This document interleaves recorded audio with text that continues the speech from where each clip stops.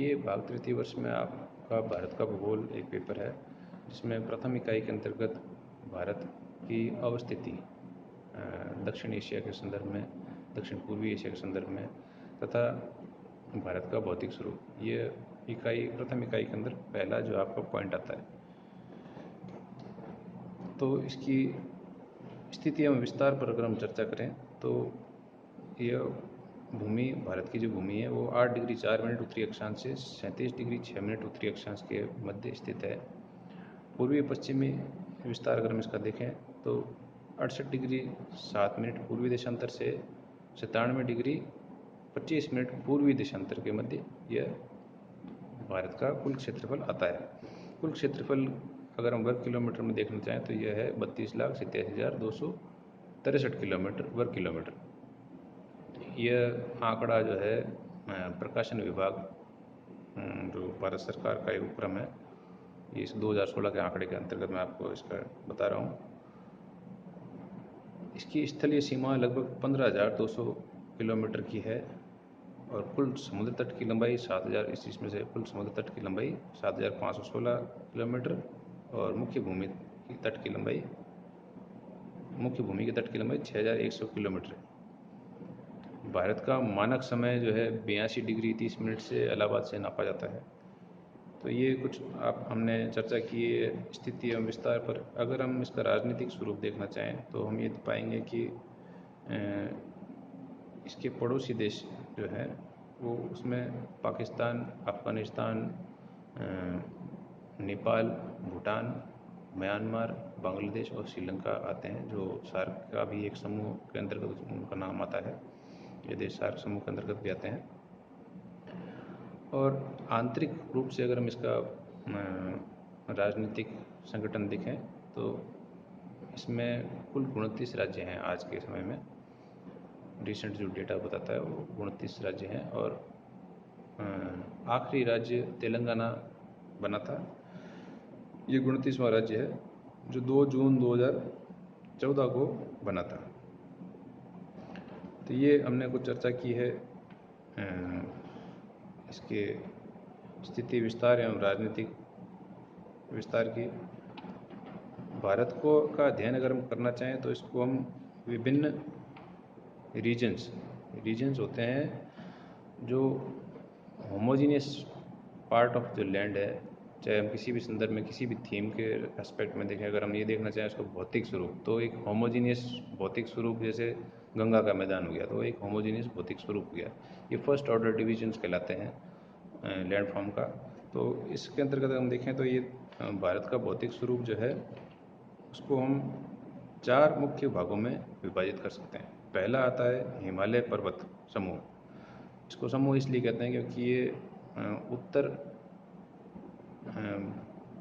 पश्चिम से दक्षिण पूर्वी में ट्रेंडिंग लाइंस आती है। इसमें फोल्ड्स हैं, अलग अलग हिमालय पर्वत जो है वलन से बने हुए हैं। तो ये ट्रेंड्स जो है इसमें 2-3 फोल्ड 4 फोल्ड आते हैं मुख्य, वो हम आगे पढ़ेंगे। तो इसको इन सभी फोल्ड्स को हम सम्मिलित रूप से एक समूह मानते हैं, इसलिए इसको हम कहते हैं हिमालय पर्वत समूह। इसके दक्षिण में स्थित है उत्तर भारत का मैदान। उत्तर भारत का मैदान 2 प्रमुख नदियों से मिलकर बना है, जो जिसको हम एक तो इंडस रिवर सिस्टम बोलते हैं, एक गंगा रिवर सिस्टम बोलते हैं। तीसरी प्रमुख नदी जो है वो उत्तरी पूर्वी राज्यों के अंतर्गत आती है, जिसको हम ब्रह्मपुत्र रिवर सिस्टम बोलते हैं। तो ये 3 प्रमुख नदियों के समूह से बना हुआ है। इसके दक्षिण में आता है प्रायद्वीपीय पठार। प्रायद्वीपीय पठार जो है वो लावा की एक्टिविटी से बना हुआ है। चौथा भाग आता है तटीय मैदान एवं द्वीप समूह। तटीय मैदान द्वीप समूह के अंतर्गत 2 प्रमुख हमारे द्वीप समूह हैं, जिसमें अंडमान निकोबार और लक्षद्वीप ये आते हैं। पहला हम डिस्कस करेंगे हिमालय का जो है भौगोलिक स्वरूप। इसका वर्गीकरण किया गया है, फर्दर डिवीजन किया गया है, जिसके अंतर्गत हम इसको 4 भागों में विभाजित कर सकते हैं। पहला आता है शिवालिक हिमालय। शिवालिक हिमालय एकदम दक्षिणतम भाग है। ये निम्न कोटि के हिमालय, मतलब इनकी ऊंचाई बहुत अधिक नहीं है। इसकी एवरेज जो है 1700 या 1700 मीटर, ये इसकी एवरेज जो है हाइट है। इसके पश्चात इसके उत्तर में शिवालिक हिमालय के उत्तर में लघु हिमालय आते हैं, लेसर हिमालय जिसको बोलते हैं। इनकी ऊंचाई शिवालिक की बनस्पत अधिक है और यह इसका जो स्वरूप है वो शिवालिक के बनस्पत अधिक कठोर शैलों से बना हुआ है। इसके उत्तर में जो लघु हिमालय के उत्तर में है वो आता है, उसके बाद आता है वो उसको कहते हैं बृहद हिमालय, द ग्रेटर हिमालय। और ग्रेटर हिमालय की औसत ऊंचाई जो हम औसत का से तात्पर्य ये है कि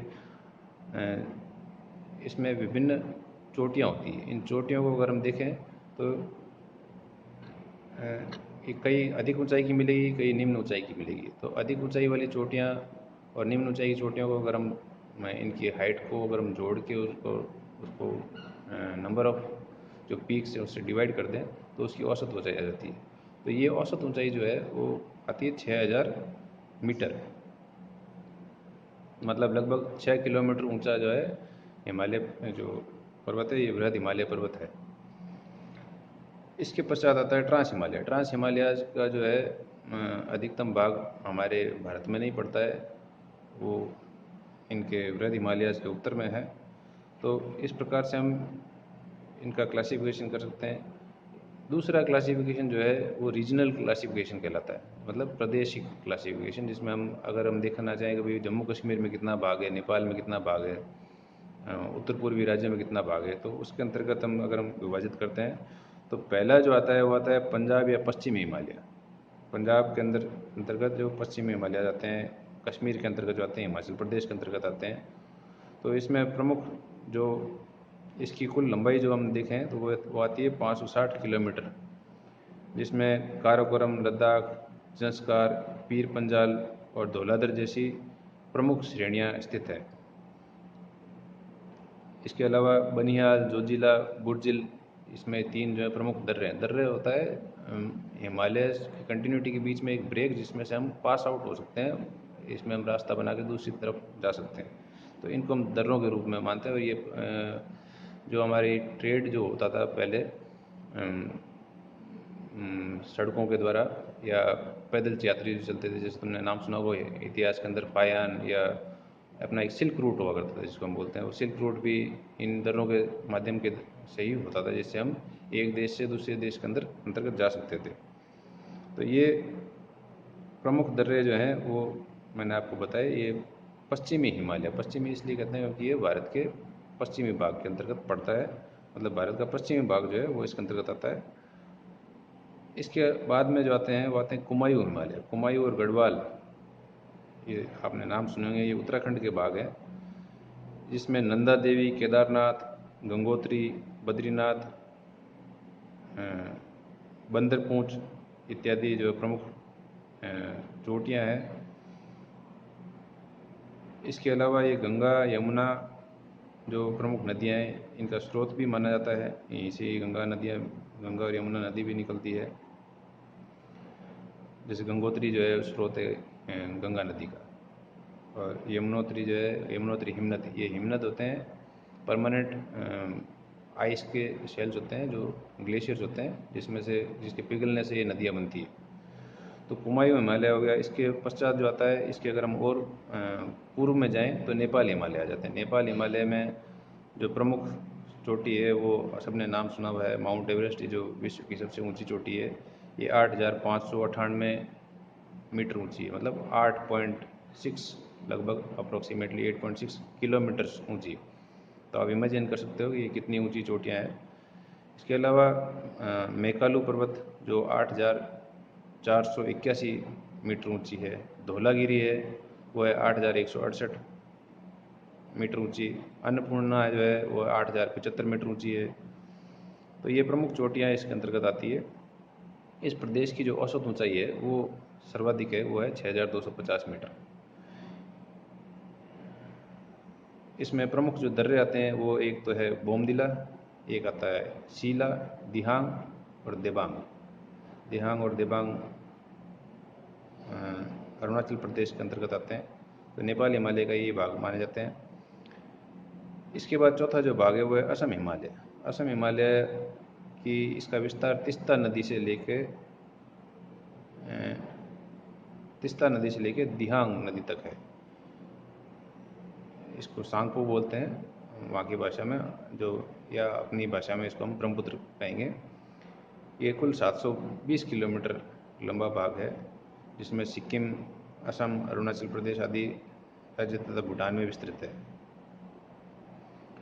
तो ये हमने आज अध्ययन किया हिमालय पर्वत का। कल हम इसको अधिक से बाद में चर्चा करेंगे गंगा के मैदान के बारे में और पठारी बाग के बारे में। तो पठारी बाग हमारा जो है लावा से निर्मित है, अधिकतम बाग, जैसे दक्कन का पठार आपने सुना होगा। तो इसके बारे में हम चर्चा अगली कक्षा में करेंगे। फिलहाल आप इसको अध्ययन कीजिए किसी अच्छी पुस्तक से। D.R. खुल्लर जो है उसकी भारत का भूगोल, ये पुस्तक प्रचलित है। मैं किसी पर्टिकुलर लेखक का प्रचार नहीं कर रहा हूँ, लेकिन ये पुस्तक जो अच्छी पुस्तकों की श्रेणी में आती है। आप इसको एक संदर्भ ग्रंथ मान सकते हैं। ये हिंदी तथा इंग्लिश मीडियम दोनों में उपलब्ध है और भारत में सर्वाधिक प्रचलन में मैं मानता हूँ यही किताब है।